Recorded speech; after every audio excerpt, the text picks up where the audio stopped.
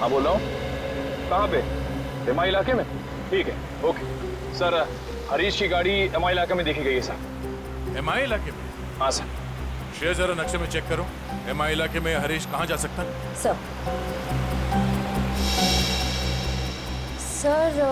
MI इलाके के आगे तो बॉर्डर है, हमारे राज्य की सीमा, और ये बॉर्डर एमआई इलाके से 15 किलोमीटर दूर है।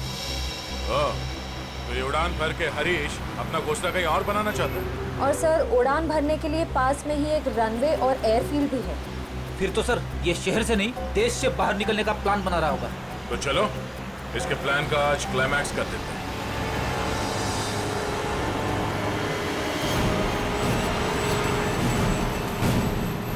सर वो देखिए, हरीश की गाड़ी है।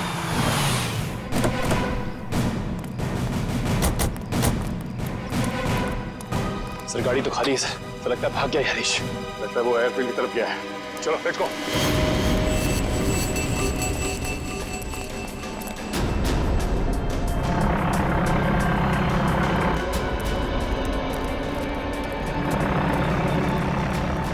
सर उसका प्लेन तो टेक ऑफ करने वाला है। सर अगर ये विदेश चला गया तो इसे पकड़ना और भी मुश्किल हो जाएगा। कहीं नहीं पहुंचेगा ये। Oh no.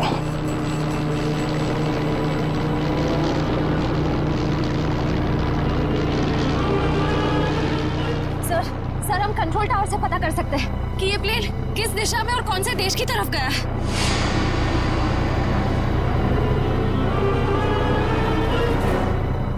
पता तो कर सकते हैं श्रेया, मगर क्या सर? पता नहीं क्यों मुझे ऐसा लग रहा है कि हम अब भी असली खून तक नहीं पहुंचे हैं। सर इस हरीश तक पहुंचते पहुंचते रह गए सर। नहीं निखिल, असली खूनी ये हरीश नहीं है। हरीश नहीं है तो फिर कौन है सर? अब मेरी समझ में आ रहा है कि सब किसका क्या धरा है। चलो। तुम लोगों को अपने बुरे कर्मों की सजा जरूर मिलेगी। सारा गुनाह तुम लोगों ने किया और इल्जाम मेरे मत्थे मर दिया। बात तो तेरी ठीक है, मगर सीआईडी कभी पता नहीं कर पाएगी कि असली मुजरिम कौन है, क्योंकि हमने तुम्हारे बैंक अकाउंट में पूरे 15 करोड़ रुपए डलवाए। 15 करोड़ रुपए? हाँ 15 करोड़ रुपए, जिससे उनको लगेगा कि तुमने अपने जमीर का सौदा कर दिया है 15 करोड़ रुपयों के लिए, और अब देशद्रोही बन गए। शर्म आनी चाहिए तुम लोगों को। शर्म तो हमें आने से रही। अब तू एक अच्छे बच्चे की तरह उस नए मिशन की पूरी जानकारी हमें दे दे। चल। नहीं, कभी नहीं। मैं रुपयों के लिए अपने देश को कभी नहीं बेचूंगा, कभी नहीं।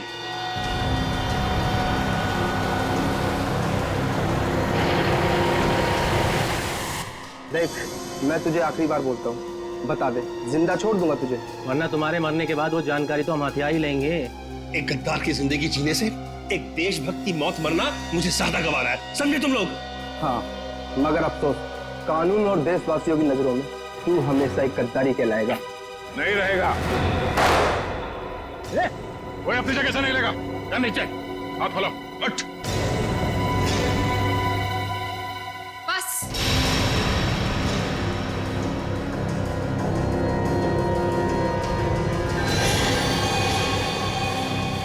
बहुत हो चुका ये नाच गाना, अब काम की बात करें। हाँ, काम की बात भी हो जाएगी। अदिति, तुम लोग मुझे देखकर चौंके नहीं? नहीं, हमें पहले ही पता चल गया था। ज्यादा चालाक बनने के चक्कर में तुम खुद अपनी जाल में फंस गई। तुम्हें याद है, तुमने कहा था कि 2 दिन पहले तुमने हरीश के गले को खरोचा था। हा? मैंने उस पर झपटकर हमला किया था। अच्छा? उसके गर्दन पर खरोच आ गई थी। हाँ तो? मगर जब हम हरीश से मिलने स्पेस एजेंसी गए थे, तब उसके गले पे खरोच का ऐसा कोई भी निशान नहीं था। नहीं सर, स्पेस को इतनी साधारण जगह नहीं है। हमारी जानकारी के बिना वहां जाना असंभव है। और हमसे मिलने के बाद हरीश के गले पे खरोच का निशान बनाया गया ताकि तुम हमें गुमराह कर सको। सर इन लोगों को बिल्कुल मत छोड़ना। इन लोगों के पास देश की एक ऐसी खुफिया जानकारी है जो ये अरबों रुपए में दुश्मन को बेचना चाहते हैं। अपनी जेब भरने के लिए देश की सुरक्षा का सौदा करने चली थी तुम। अब चलो, मायके चलने की तैयारी करो। तुम लोग ऐसे नहीं मानोगे। सीआईडी के ऊपर गोली चलाने की कोशिश कर रही हो? ये रहा उसका इनाम। बोलो, क्यों किया तुमने ये सब? मैं दुश्मन देश की जासूस हूँ। 8 महीने पहले मैंने विशाल से शादी की ताकि भारत की स्पेस एजेंसी की सीक्रेट्स और आने वाली प्रोजेक्ट्स की जानकारी मैं चुरा सकूं। मगर तुम्हारे पति विशाल को तुम्हारी हरकतों और हाव भाव पे शक हुआ और इसीलिए उसने तुम्हारे पीछे जासूस लगा दिए। विशाल को सिर्फ इतना ही शक था कि स्पेस एजेंसी में कोई गद्दार है, लेकिन वो ये नहीं जानता था कि गद्दार खुद उसकी पत्नी ही है। जब तुम्हें ये जासूसी वाली बात पता चली तो तुमने उस जासूस समीर को मार दिया और अपने आप को अगवा करने का प्लान बना लिया। क्योंकि मुझे लगा था कि मुझे छुड़वाने के लिए विशाल उन अगवा करने वाले लोगों को वो खुफिया जानकारी दे देगा, लेकिन शायद विशाल को मुझसे ज्यादा देश से प्रेम था, इसलिए विशाल ने उन्हें गलत इन्फॉर्मेशन दी और मुझे छुड़वा लिया। और तुम्हें इस बात का गुस्सा आया और तुमने विशाल को प्लेन से नीचे धक्का दे दिया। हाँ, मैंने प्लेन क्रैश करवाया था और खुद पैराशूट से नीचे आ गई। और फिर तुमने मुझे फंसाने का प्लान बनाया? क्योंकि मैं चाहती थी कि विशाल के खून का और इस सारी गद्दारी का इल्जाम तुम्हारे सर पर आ जाए। मगर तुमने कभी ये नहीं सोचा कि सीआईडी कभी ना कभी सच का पता लगा ही लेगी। तुम इस देश को बर्बाद करना चाहती थी, अब इस देश की खातिरदारी भी देख लो। फांसी के लिए तैयार हो जाओ तुम।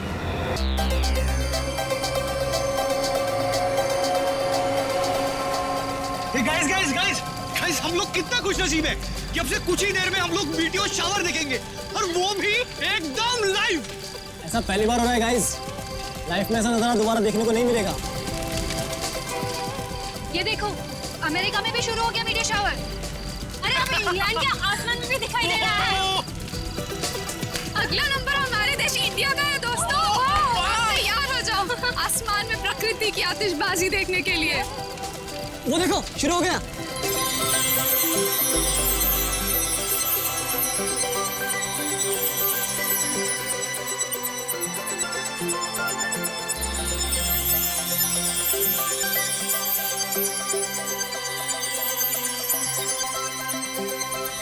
ये मेरी जिंदगी का सबसे खूबसूरत पल है। ऐसा नजारा तो मैंने पहले कभी नहीं देखा।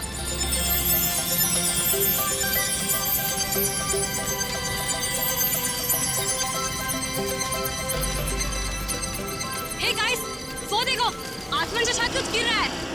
ये कहीं किसी मीटियोर का हिस्सा तो नहीं है?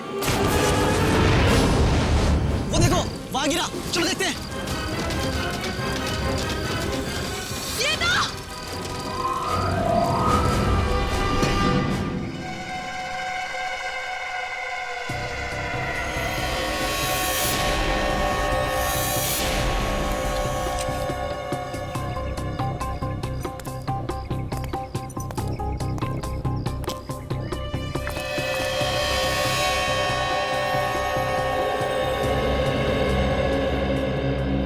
की हालत तो बहुत खराब है, हड्डियां वगैरह चकनाचूर हो गई है।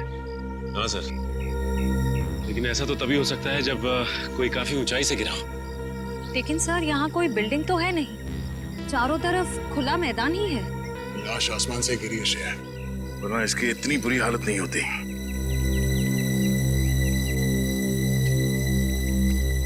कब हुआ ये? कितने बजे? यही कोई रात 3:15 बजे। हम लोग रात को मीटियोर शावर देख रहे थे, तभी अचानक आकर के कुछ गिरा।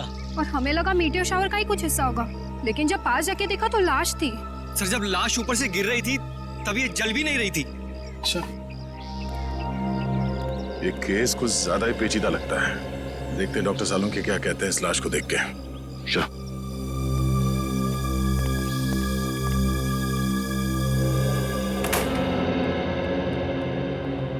अरे सालुंके साहब, कुछ पता चला? हाँ, फिलहाल तो इस आदमी की उम्र पता चली है, और वो भी डॉक्टर तारिका नहीं पता किया होगा।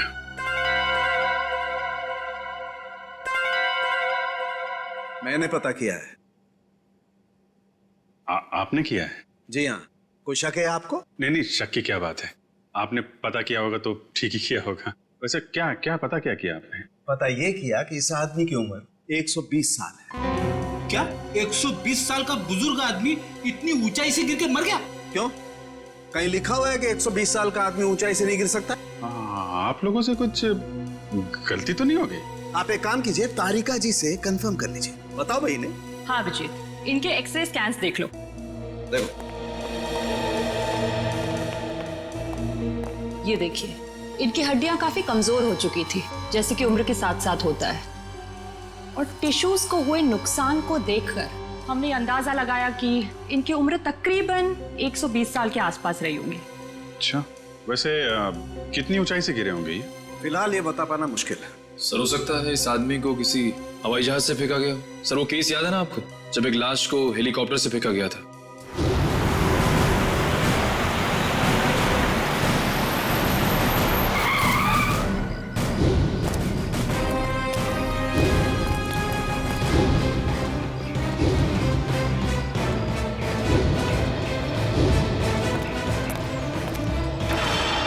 सर या फिर हो सकता है हॉट एयर बलून से, या फिर स्काई डाइविंग कर रहा होगा। अरे कैसी बातें कर रहे हो तुम लोग यार, 120 साल का बुजुर्ग आदमी स्काई डाइविंग करेगा, हॉट एयर बलून से कूदेगा? वैसे भी हमें वहां पे कोई पैराशूट वगैरह तो मिला नहीं था। हेलो, जली हुई चीज समुद्र में गिरी है, लाश के पास वाले इलाके में? ठीक है पहुंचते हैं हम।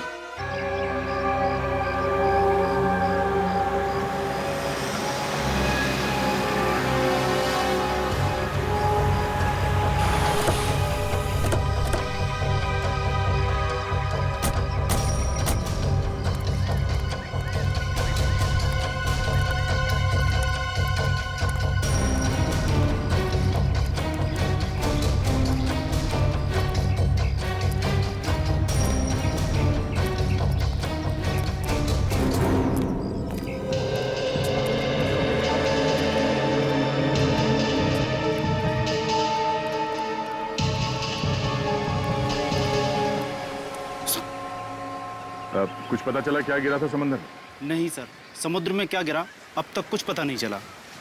अच्छा, पहली बार किसने देखा था उस चीज को समुद्र में गिरते हुए? शंकर ने। कह रहा था कि जब वो अनोखी चीज समुद्र में गिरी तो वो बॉम्ब की तरह फट गई और उसमें से चिंगारियां भी निकली। सर हो सकता है ये कोई बॉम्ब ही हो, शायद किसी ने ऊपर से फेंका। नहीं सचिन, कोई समुद्र में बॉम्ब क्यों गिराएगा? बात कुछ और ही है। हो ना हो इसका उस लाश के साथ जरूर कुछ संबंध है। ये शंकर कहाँ है? सर वो रहा सर।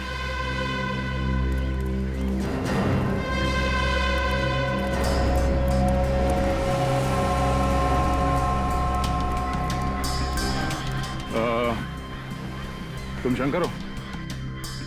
जी मैं शंकर हूँ। हम लोग सीआईडी से हैं। एग्जैक्टली हुआ क्या था?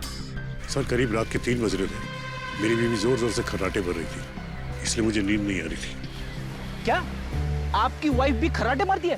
रेडी, अब अपनी वाइफ की बातें शुरू मत कर देना।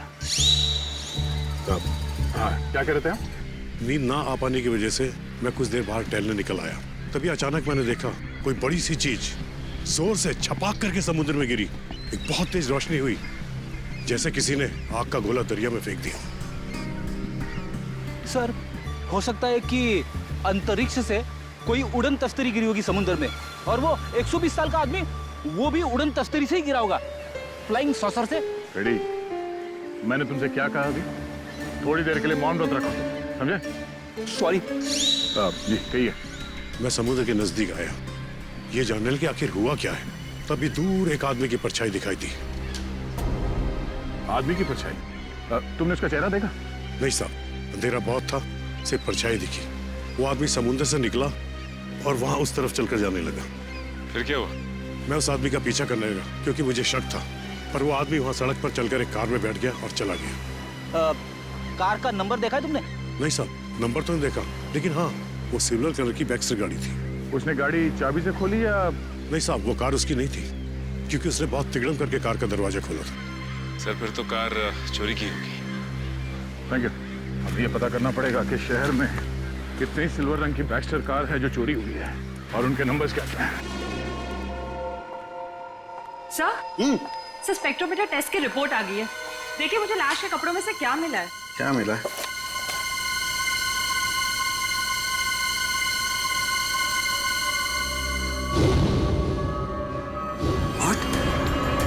Rocket fuel? हाँ सर। अरे लेकिन तारिका, रॉकेट फ्यूल तो स्पेस क्राफ्ट को स्पेस में भेजने के लिए इस्तेमाल होता है। सर कहीं आदमी रॉकेट में होगा तो?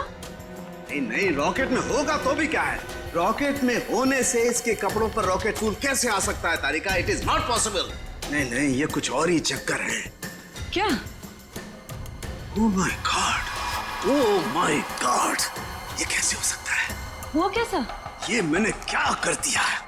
अब देखना, वो प्रद्युमन, वो मेरी मजाक उड़ाएगा, आग बबूला हो जाएगा मुझसे। यार ये ऐसी गलती मैं कैसे कर सकता हूँ? गलती? कौन सी गलती सर? आने के लिए उस समुद्र में जो खास चीज गिरी थी उसके बारे में क्या पता चला? सर अब तक तो कुछ पता नहीं चला है सर लेकिन गोताखोर लगे हुए हैं सर। समुद्र का वो हिस्सा काफी गहरा और खतरनाक है, इसलिए गोताखोरों को काफी दिक्कतों का सामना करना पड़ रहा है। बॉस, अभी तो और भी दिक्कतों का सामना करना पड़ेगा। और भी दिक्कतों का मतलब क्या डॉक्टर साहब आपका? मतलब ये अभिजीत के मुझसे बहुत बड़ी गलती हो गई है। गलती? ऐसी क्या गलती कर दी सर आपने? दया, अगर प्रद्युमन ये वादा करे कि वो मुझसे नाराज नहीं होगा तो मैं बता सकता हूँ। नहीं नहीं, अरे मैं नाराज क्यों हूँगा? मैं तो मिठाई बांटूंगा, क्योंकि the great intelligent and genius doctor Salunkhe ने जिंदगी में पहली बार अपनी गलती मान ली। तो डॉक्टर साहब बताइए, क्या गलती की आपने? गलती दरअसल मुझसे ये हुई है कि उस आदमी की उम्र 120 साल नहीं है। क्या 120 साल की नहीं है? नहीं। तो फिर क्या उम्र होगी उसकी? लगभग 50 साल। क्या साळुंखे, तूने 50 साल के आदमी को 120 साल का बना दिया? इतनी बड़ी गलती की तूने? यार दरअसल उस आदमी की हड्डियां तो यही बता रही थी कि उसकी उम्र 120 साल की होनी चाहिए, मगर स्पेक्ट्रोमीटर टेस्ट के बाद उसके कपड़ों पर मिला रॉकेट फ्यूल ये बता रहा है कि ये आदमी 4-5 महीने अंतरिक्ष में रहकर आया है। क्या उसके कपड़ों पर रॉकेट फ्यूल मिला? हाँ, और अंतरिक्ष में हड्डियों की डेंसिटी हर महीने 2% घटती जाती है। मतलब लाश अंतरिक्ष में से गिरी है? नहीं फ्रेडी, लाश अंतरिक्ष से अगर गिरती तो जल जाती, धरती पर पहुंचने से पहले ही उसके चीथड़े उड़ जाते, मगर ऐसा हुआ नहीं। मतलब ये लाश किसी स्पेसक्राफ्ट से गिरा है जब वो धरती पे वापस आ रहा होगा। मगर दया, हमारे देश से कोई स्पेसक्राफ्ट तो किसी इंसान को लेकर अंतरिक्ष में गया ही नहीं। फिर भी अभिजीत, हमें पता तो लगाना ही पड़ेगा कि है कौन ये, और फिर वो गिरा तो गिरा कहां से और कैसे, और ये तो हमें हमारी स्पेस एजेंसी ही बता सकती है। हेलो सर, मैं यहाँ का डिप्टी डायरेक्टर हूँ, हरीश मेरा नाम है। कहिए। हरीश जी, हम यहाँ पर एक ऐसे आदमी के सिलसिले में आए हैं जिसका खून हुआ है, मगर उसने अंतरिक्ष में 4-5 महीने गुजारे हैं। आपको तो इस बात की जानकारी होगी ना कि हमारे देश से कौन कौन आदमी अंतरिक्ष यात्रा करके आया? यस, जानकारी तो पूरी है, पर हमें ये जानकारी किसी को भी देने की अनुमति नहीं है, फिर चाहे वो सीआईडी क्यों ना हो। लगता है हरीश जी, आप इस बात की गंभीरता को समझ नहीं पा रहे हैं। एक आदमी का खून हुआ है, खून। एक ऐसा आदमी जो शायद आपका साथी था, जो आपके साथ उठता बैठता था, हंसता खेलता था, खाता पीता था, और इसीलिए हम ये जानना चाहते हैं कि क्या आपका कोई साथी लापता है क्या? सर, ये जो भी इंसान है ये हमारा साथी हो ही नहीं सकता, क्योंकि अभी तक हमारे देश की तरफ से कोई भी स्पेसक्राफ्ट एस्ट्रोनॉट लेके अंतरिक्ष में गया ही नहीं है। हो सकता है कोई चोरी छुपे गया हो अंतरिक्ष में। नहीं सर, स्पेस को इतनी साधारण जगह नहीं है, हमारी जानकारी के बिना वहां जाना असंभव है, इम्पॉसिबल। अच्छा, आपके स्टाफ में से ऐसा कोई आदमी है जो आज काम पे नहीं आया?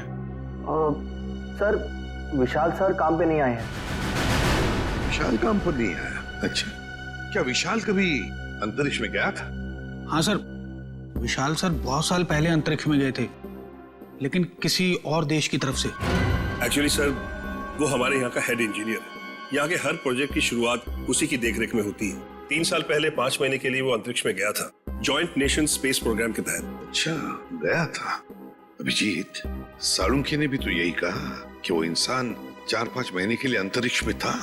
हाँ सर, विशाल सर हमें अंतरिक्ष में जाने की ट्रेनिंग दे रहे थे। और क्या विशाल का कद 5 फुट 7 इंच था? जी। फिर तो सर जिसकी लाश मिली है शायद वो विशाल ही है। मुझे तो यकीन ही नहीं हो रहा। नहीं हरीश जी, देखिए, जब तक डीएनए मैच नहीं होता हम यकीन से नहीं कह सकते कि वो लाश विशाल की ही है, लेकिन हमें विशाल के सारे मेडिकल डिटेल्स चाहिए और विशाल के घर का पता भी। जी।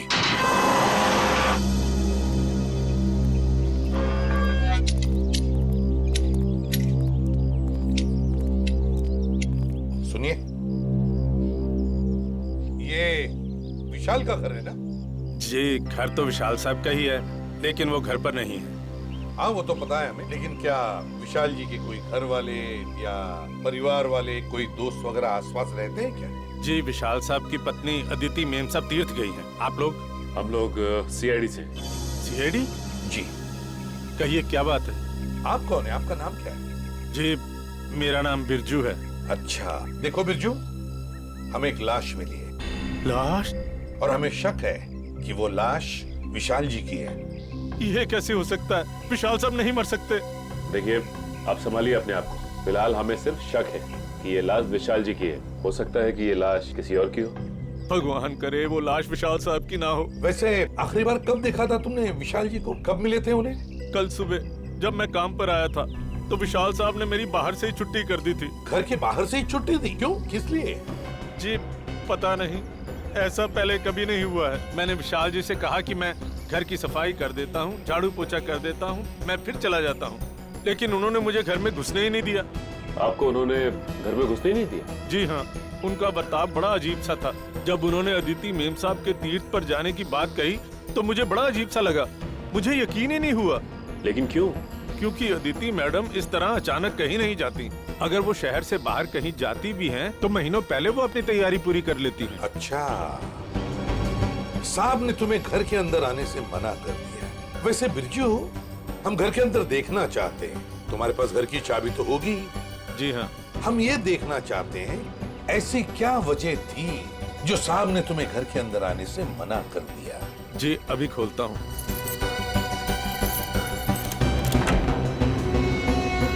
आइए साहब। सचिन, घर को अच्छी तरह से देखते हैं, देखते कुछ मिलता है क्या। चलो।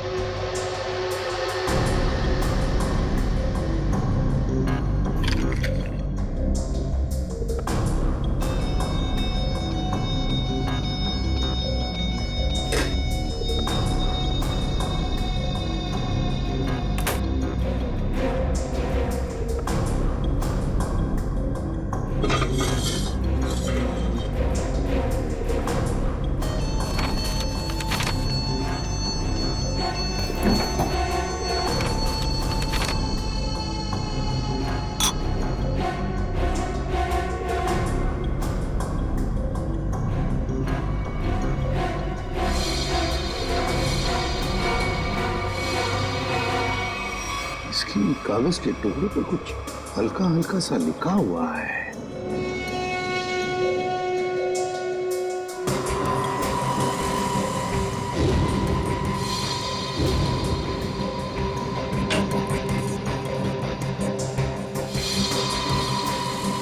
सर।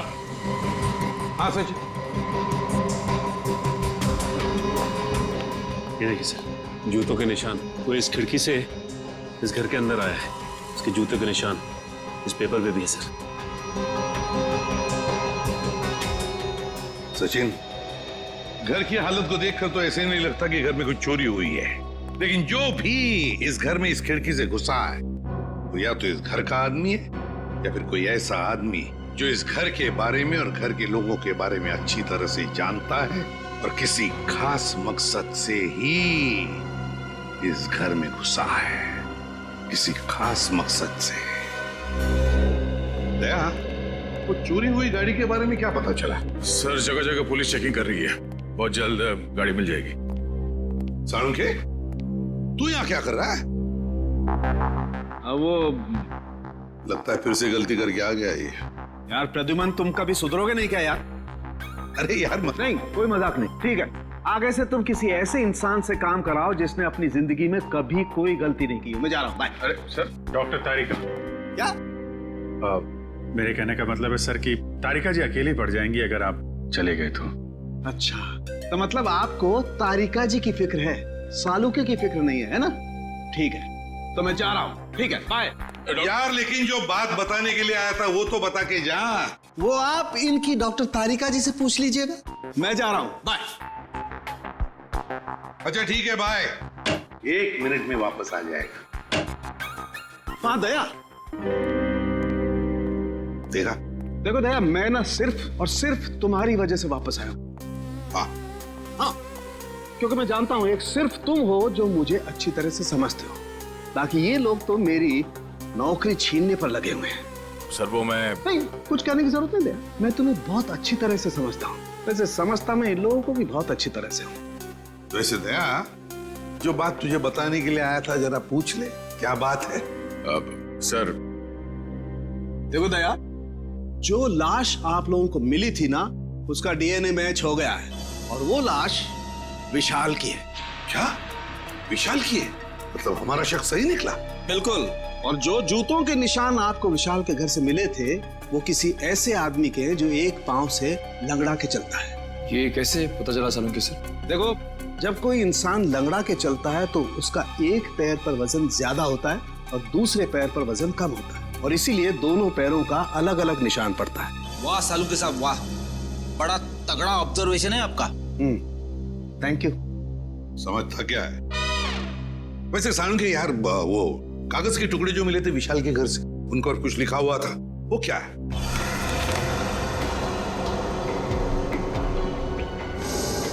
वो ये था, अगर तुमने जुबान खोली तो जान से जाओगे। विशाल को धमकी? लगता है विशाल कोई राज जान गया था सर, और इस राज की कीमत उसे अपनी जान गंवा के देनी पड़ी। सर खूनी जरूर इस स्पेस एजेंसी का ही कोई होगा सर, या फिर आसपास का कोई होगा, वरना स्पेसक्राफ्ट या हवाई जहाज से उसे नीचे फेंकना मुश्किल है सर। बिल्कुल वैसे ही हुआ होगा। बॉस, अभी सालुके के सुरागों की पोटली खाली नहीं हुई है। और भी कुछ बाकी है क्या? हाँ, एक ऐसी चीज जो आपको खूनी के एकदम नजदीक तक ले जाएगी। तो बताइए ना डॉक्टर साहब।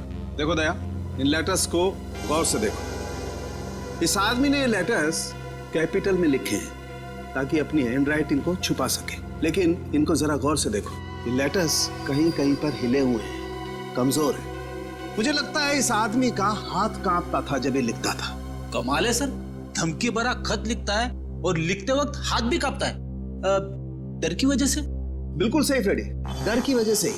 दरअसल इसके हाथ में कोई तकलीफ थी, न्यूरोटिक तकलीफ। जब ये डरता था, इस आदमी का हाथ कांपता था। जब इसने ये नोट लिखा, ये डरा हुआ था, इसीलिए इसका हाथ कांप रहा था और ये अक्षर इस तरीके से बने। हाथ में तकलीफ? विशाल सर बहुत साल पहले अंतरिक्ष में गए थे, लेकिन किसी और देश की तरफ से।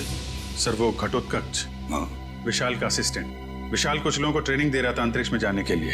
ये घटोत्कच भी उनमें से एक था। मगर अभिजीत, अंतरिक्ष में जाने के लिए वो आदमी मानसिक तौर पर और शारीरिक तौर पर बिल्कुल फिट होना चाहिए, हट्टा कट्टा होना चाहिए। इस घटोत्कच को क्यों सिलेक्ट किया गया? उसके तो हाथ में तकलीफ है। और घटोत्कच के इस कमजोरी के बारे में विशाल को पता चला, इसलिए शायद घटोत्कच ने विशाल को अपना मुंह बंद रखने के लिए उसे जान से मारने की धमकी दी होगी। ये हो सकता है। महाराजन, क्या? देखो, सभी पुलिस स्टेशन में खबर कर दो, उसकी फोटो भिजवाओ, सब जगह नाकाबंदी करवा दो। ओके? क्या हुआ? सर ये विशाल की पत्नी अदिति, ये किसी तीर्थ यात्रा पे नहीं गई है। उसने किसी भी बस, ट्रेन या फ्लाइट की टिकट बुक नहीं करवाई। वो गायब है। अदिति गायब है? गायब है अदिति? तो फिर ये गई कहाँ? और फिर विशाल को मारा किसने और क्यों मारा? इन सारे सवालों का जवाब तो अब घटोत्कच ही देगा। घटोत्कच।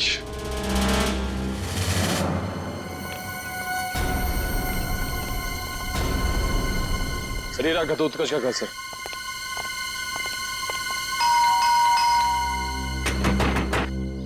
दरवाजा खोल ही नहीं रहा है।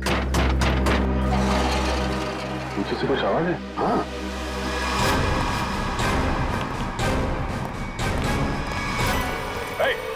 पकड़ो उसे!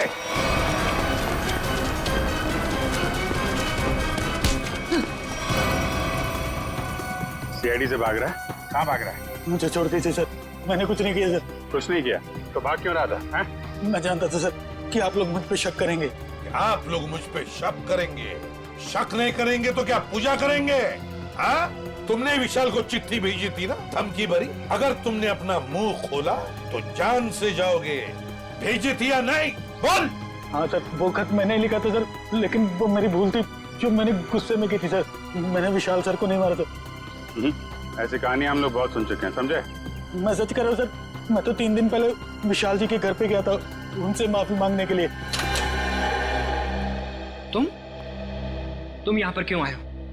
देखिए विशाल जी, मैं आपसे अपनी उस चिट्ठी के लिए माफी मांगने के लिए आया। उस वक्त मैं शराब के नशे में था और शराब के नशे में ही अक्सर सच्ची बात जुबान पर आ ही जाती है। देखिए आप ऐसा मत कहिए, आप न सिर्फ मेरे दोस्त हैं बल्कि मेरे मार्गदर्शक भी हैं। अगर आपने मुझे माफ ना किया तो मैं अपनी नजरों में ही गिर जाऊंगा। ठीक है, मैंने तुम्हें माफ किया। देखिए आप कुछ परेशान नजर आ रहे हैं। परेशान? नहीं, मुझे काहे की परेशानी है?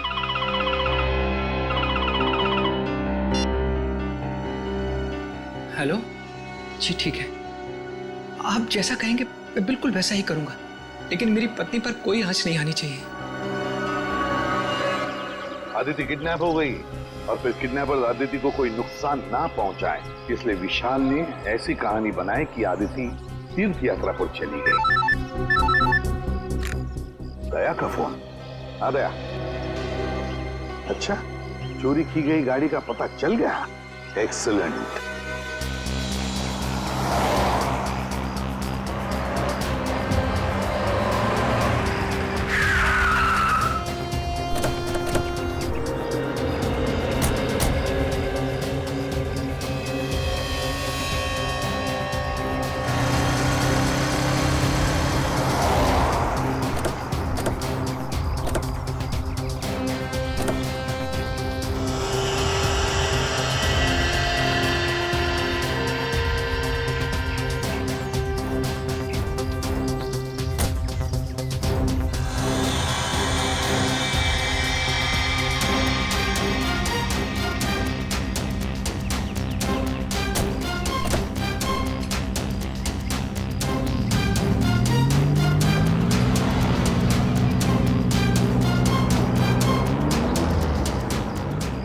खूनी समंदर किनारे से इस गाड़ी में यहाँ तक आया और उसके बाद गाड़ी को यहाँ पे लावारिस छोड़ के किसी और गाड़ी में चला गया।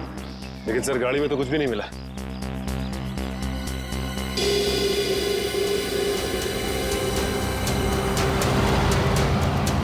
ये देखो, सीसीटीवी कैमरा लगा हुआ है इस ट्रैफिक पोस्ट पे। जरूर उस खूनी का चेहरा इस कैमरे कैद हो गया होगा। एक लिए काम करो, आरटीओ को कांटेक्ट करो और इस कैमरे की फुटेज ले लो। सर हेलो, क्या अदिति मिल गई? कौन सा हॉस्पिटल में? हेलो सर, मैं इंस्पेक्टर प्रशांत। हाँ, मैंने ही आपको फोन किया। अच्छा, अदिति की तबीयत कैसी है? सर उन्हें गोली लगी थी। गोली लगी थी? जी हाँ, उनका ऑपरेशन हुआ है, अब वो खतरे से बाहर है। लेकिन ये अदिति मिली कहाँ तुम लोगों को? सर हम लोग पेट्रोल पे थे। Hello control room. Yes sir, यहाँ सब कुछ ठीक है सर। ओवर। अरे राघव, वो देखो, किसी औरत को जबरदस्ती ले जाया जा रहा है। कहीं अदिति तो नहीं जिसकी फोटो सीआईडी ने भेजी थी हर जगह ढूंढने के लिए? हो सकता है। चलो देखते हैं। पीछा करो उसका। चलो जल्दी। एक काम करो, सायरन बंद ही रखो ताकि उन्हें पता नहीं चले कि हम लोग उनका पीछा कर रहे हैं। बोल रहे।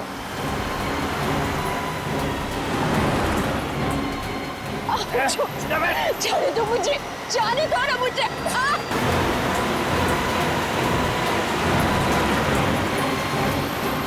कैसे भी पकड़ना है उन लोगों को। पीछा करो जल्दी।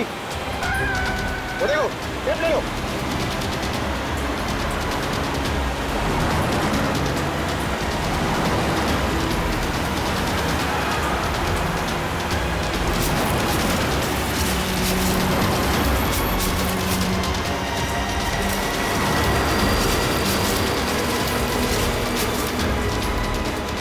जाने दो ना मुझे। जाने देंगे? जाने से पहले तोहफा तो लेके जाओ। ऐसा तोहफा दिखाता हूँ मैं तोहफा। ये है मेरा तोहफा। ड्राइवर तेज चलो।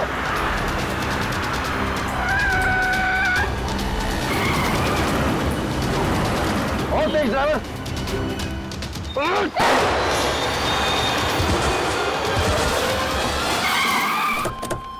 चलो जल्दी, चलो।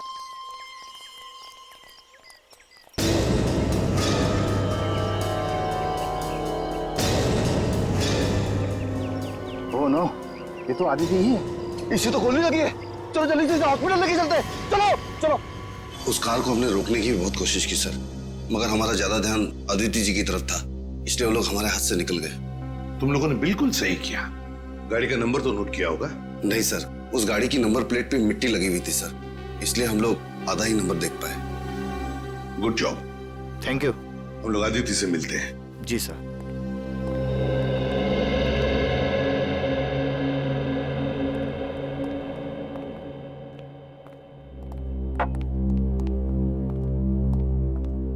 अदिति, अब कैसी हो? ठीक हूँ।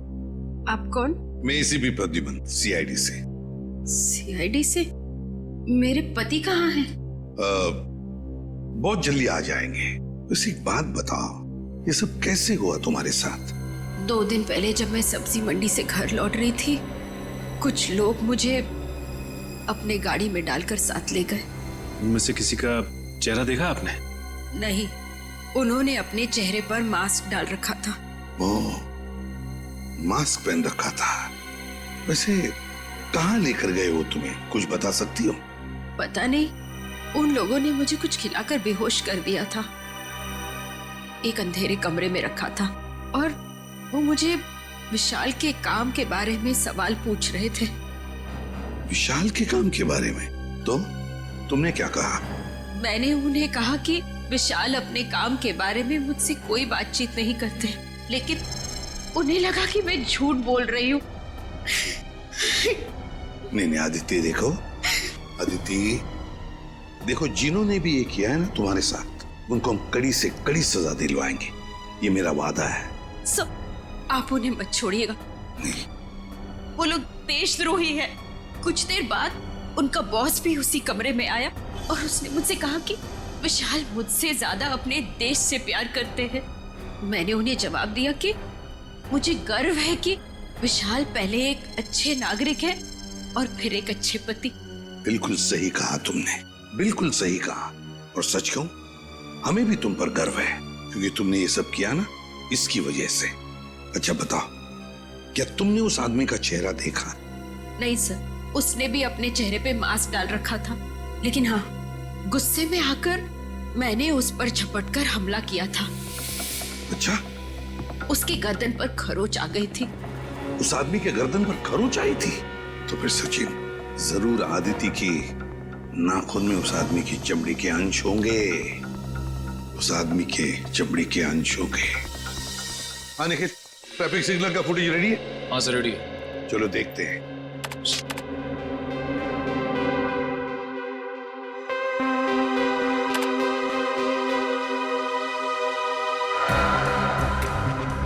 तो रात का फुटेज है, समझ में नहीं आ रहा है। दिन का फुटेज दिखाओ।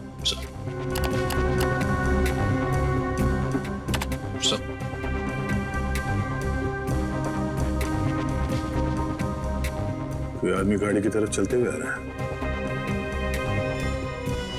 निखिल, पॉज करो, रिवाइंड करो और फिर से प्ले करो।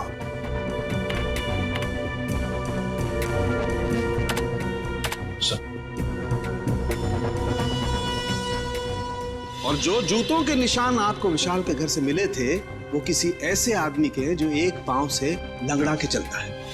बाएं पैर से लंगड़ा भी रहा है। कहीं ये हमारा खूनी तो नहीं? सर, मगर ये आदमी है कौन? इसका चेहरा तो दिख ही नहीं रहा है। पता चल जाएगा फ्रेडी, ये है कौन ये पता चल जाएगा। लाल जूते जो पहने हैं। निखिल, रिवाइंड करो, जूम करो जूतों पर।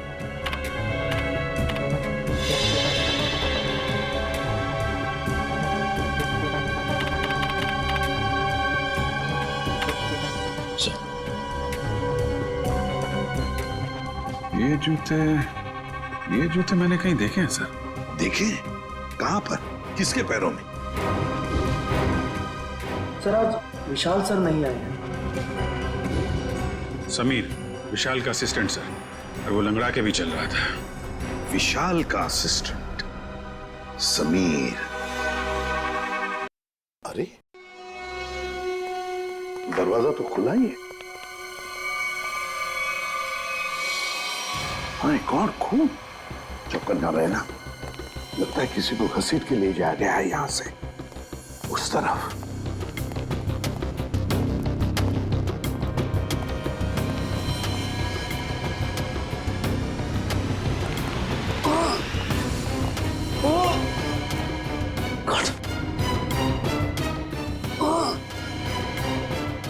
समीर है। समीर, जल्दी से एम्बुलेंस बुलाओ। समीर, घबराओ मत, देखो हम लोग सीआईडी से। हेलो, कुछ नहीं होगा, एम्बुलेंस बुला लिया हमने। क्या क्या कह रहे हो?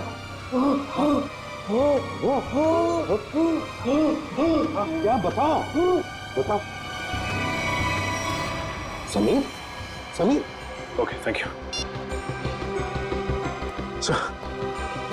एम्बुलेंस आ रही है सर। समीर तो मर गया।